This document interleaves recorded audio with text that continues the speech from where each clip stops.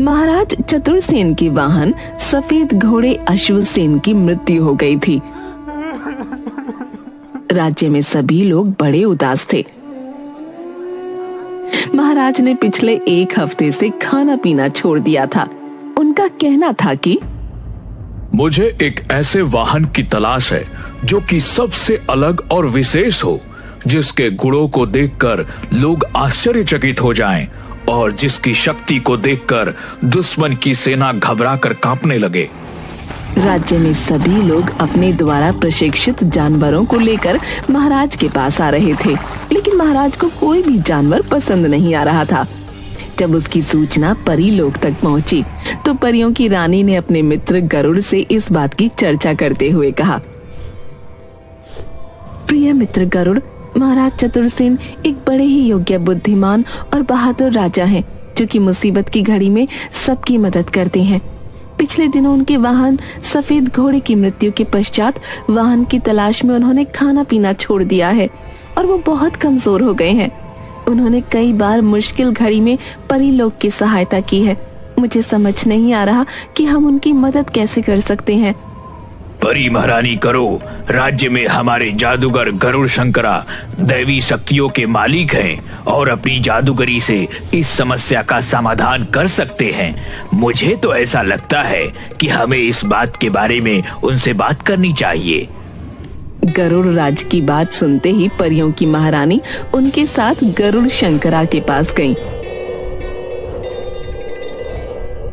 और उसे सारी बात बताते हुए बोली, मित्र, आपको हमारी मदद करनी ही होगी।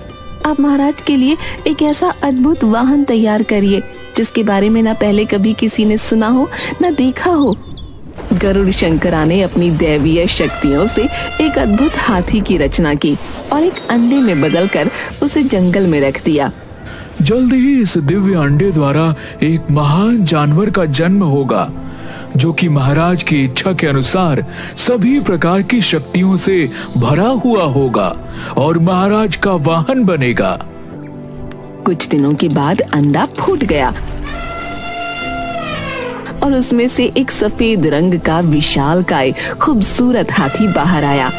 उसके शरीर से अद्भुत रोशनी निकल रही थी और वो मनुष्य की बोली भी बोल सकता था। हाथी के चांदी से चमकते शरीर पर सोने के दांत थे और परियों के पंखों के समान कान।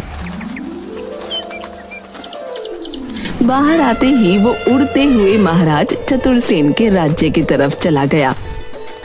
महाराज, मेरा नाम चतुर्वाहन है। मेरा जन्म आपका वाहन बनने के लिए ही हुआ है।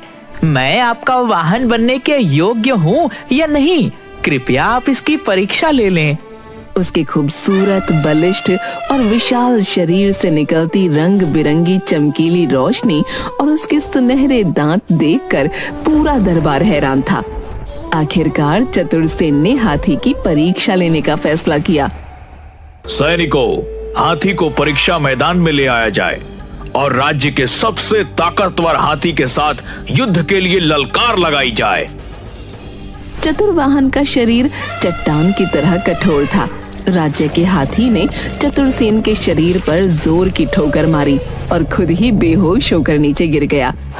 चतुर्वाहन ने अपनी सूंड उठाकर महाराज का अभिवादन किया और अपने पंखों जैसे बड़े कानों को हिलाता हुआ उड़ने लगा।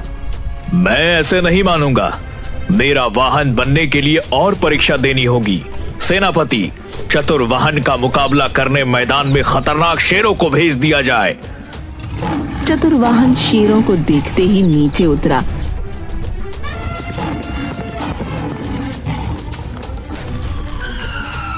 और उसने जादुई शक्तियों से अपनी सूंड को लंबा कर लिया। उसने क्रोध से सूंड को हिलाया तो पूरी सूंड कांटों से भर गई। उसने अपनी खतरनाक सूंड में लपेटकर अपने नुकीले दांतों से दोनों शेरों को एक क्षण में ही मार दिया। चारों तरफ उसकी जय जयकार होने लगी।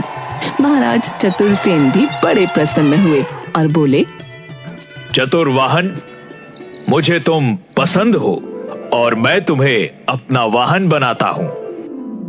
पूरी प्रजा महाराज की जय जयकार करने लगी। अब महाराज चतुरसेन बड़े ही प्रसन्न रहते थे।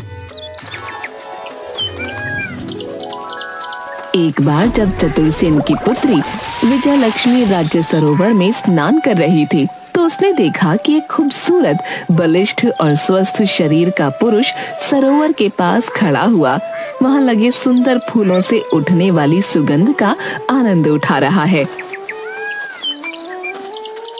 ये तो बड़ा ही दिव्य पुरुष है। बलिष्ठ भुजाएं और लंबा कद मेरे मन को मोह रहे हैं।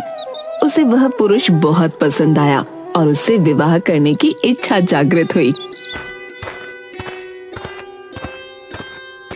ये दिव्य और राजकुमार की तरह दिखने वाले बलिष्ठ पुरुष, तुम कौन हो और राज्य सरोवर के पास क्या कर रहे हो?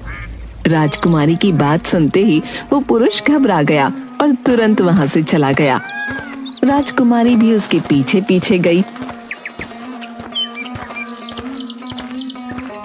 पेड़ के पीछे जाकर तुरंत चतुर्वाहन हाथी के रूप में बदल गया। ये क्या? वह पुरुष जिससे मैं विवाह करना चाहती हूँ वो कोई और नहीं बल्कि राजा का वाहन चतुर्वाहन हाथी है। दूसरी तरफ उससे विवाह के लिए दूर दूर से राजकुमारों के रिश्ते आने लगे, लेकिन राजकुमारी चतुर्वाहन के रूप पर मोहित हो चुकी थी। उसे कोई भी राजकुमार पसंद ही नहीं आता था। आखिर क्या बात है बेटी, तुम इतनी उदास रहती हो? पड़ोस के राज्य में वहां के राजकुमार का जन्म उत्सव मनाया जा रहा था। दूर दूर से कलाकार आ रहे हैं, तुम भी आनंद लो, तुम्हारा मन हल्का होगा। महाराज ने राजकुमारी को चतुर्वाहन के साथ उस जन्मदिन में भाग लेने के लिए भेजा।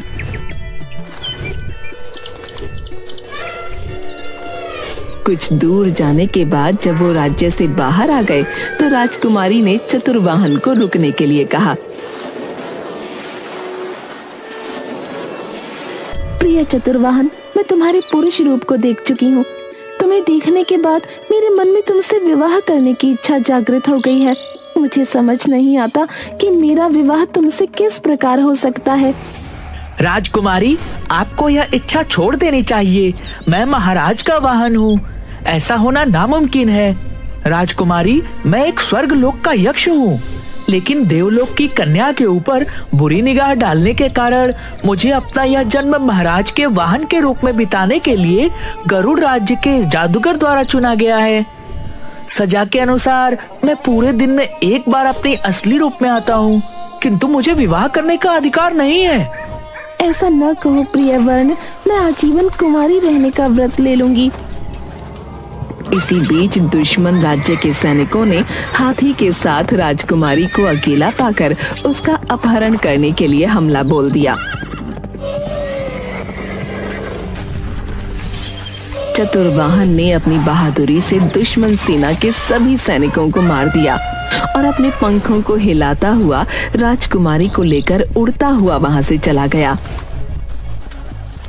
चतुर्वाहन, तुम्हारी बहादुरी देखकर मैं प्रण करती हूँ कि अगर विवाह करूंगी तो चतुर्वाहन से ही करूंगी।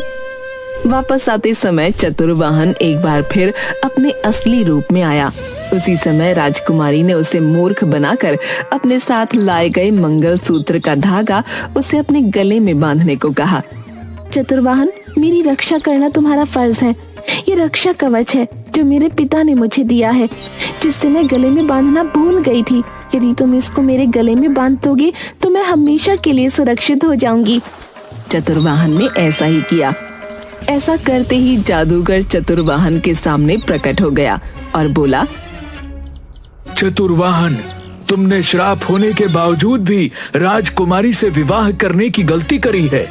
अब तुम्हें इस रूप में अपना संपूर्ण जीवन काटना होगा। तुम्हारा राजकुमारी से मिलन कभी नहीं हो पाएगा। आप ऐसा मत करिए। चतुर्वाहन को मुझे पति के रूप में वर्ण करने दीजिए। इसके बदले में आप जो चाहेंगे मैं वो करूंगी। अगर ऐसी बात है राजकुमारी, तो आपको अपने सच्चे पार्क की परीक्षा देनी होगी। धूमकेतु पर्वत पर हस्तशिला के नीचे हाथी दांत का बना हुआ एक मुकुट रखा है, जिसकी रक्षा 5 फनों वाला नाग करता है। अगर वह मुकुट लाकर आप मुझे दे देती हैं, तो मैं चतुर वहां को इस हिसाब से मुक्त कर दूंगा। लेकिन ये कैसे संभव है? वह पंचमुखी नाग तो जादुई शक्तियों वाला है और मायावी भी है। वह किसी को भी पल भर में जलाकर भस्म कर सकता है। आप चिंता न करें, मैं आपको इस हिसाब से मुक्त करवा कर ही रहूंगी। राजकुमारी चतुर्वाहन की पीठ पर बैठकर धूमकेतु पर्वत की तरफ चल पड़ी।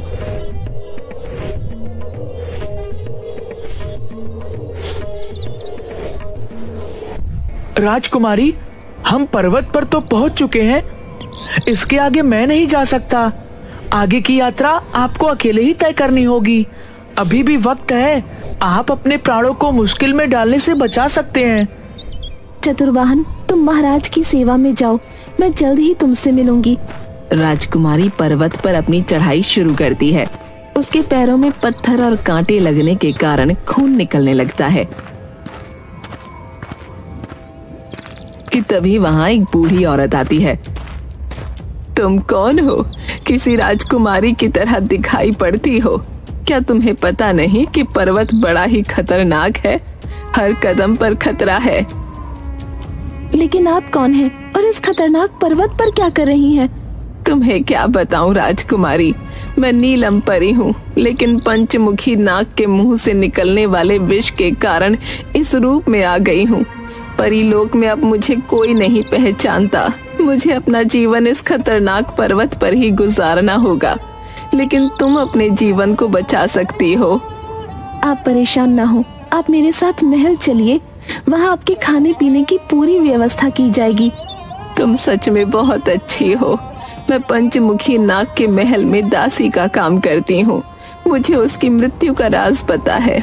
उसे मारने में मैं तुम्हारी मदद कर सकती हूँ, लेकिन उसके लिए तुम्हें मुझसे वादा करना होगा। बताइए माँ, आप क्या चाहती हैं? मैं अपने पति को वापस उसके रूप में पाने के लिए सब कुछ करने को तैयार हूँ। राजकुमारी, अगर तुम नाग को मारना चाहती हो तो तुम्हें चतुर्वाहन के मनुष्य रूप में आने के बाद उसे मेरे हवाले करना होगा। मैं उनकी पत्नी हूँ। यदि उनका त्याग करने से उनका जीवन बढ़ सकता है तो मुझे ऐसा करने में कोई परेशानी नहीं है। आप मुझे पंचमुखी नाग की मृत्यु का रहस्य बताएं। मैं तुम्हें एक गुप्त रास्ता दिखाऊंगी। तुम सीधे सांपों के राजा के महल में पहुंच जाओगी। वो एक ऐसे पलंग पर सोता है जो पूरी तरह से घंटियों से बना है। उसी पलंग के ऊपर एक तलवार टंगी है। केवल उस तलवार से ही उस मायावी का खात्मा हो सकता है। और हाँ, जब उस पर वार हो उसके 5 फन खुले होने चाहिए। लेकिन मैं उस तलवार तक कैसे पहुंचूंगी? पलंग तो घंटियों से बना है। अगर मैंने उस पर पैर रखा तो नाग को पता चल जाएगा। वो दुष्ट जागने के बाद जब नहाने के लिए झील में जाएगा, तुम पलंग की घंटियों को रुई से भर देना। फिर पलंग पर चढ़कर वो तलवार निकाल लेना और छुप जाना। जब वो वापस सोए तो धीरे से उसकी पूंछ पर मार देना। वो तुरंत जग जाएगा और अपने सारे फन फैला लेगा। यही समय है। इससे पहले कि वो तुम्हें देखे, तुम उसके सारे फनों को काट देना। राजकुमारी ने बुढ़िया की बात मानकर एक रुई की बोरी उठाई और बुढ़िया के बताए रास्ते पर चल दी।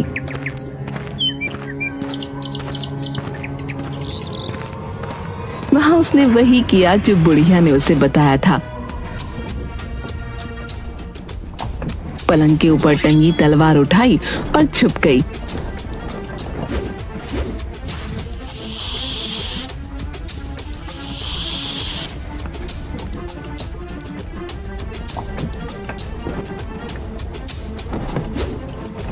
उसने सांप की पूंछ पर वार किया। फिर सांप के जागते ही एक ही झटके में उसके 5 सर काट दिए। सांप के मरते ही पहाड़ सांप की दहशत से मुक्त हो गया। अब मुझे बिना देर किए जादूगर को हठी दांत का मुकुट दे देना चाहिए।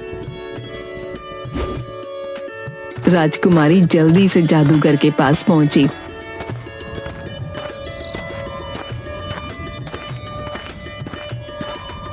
और वो मुकुट उसके हवाले कर दिया।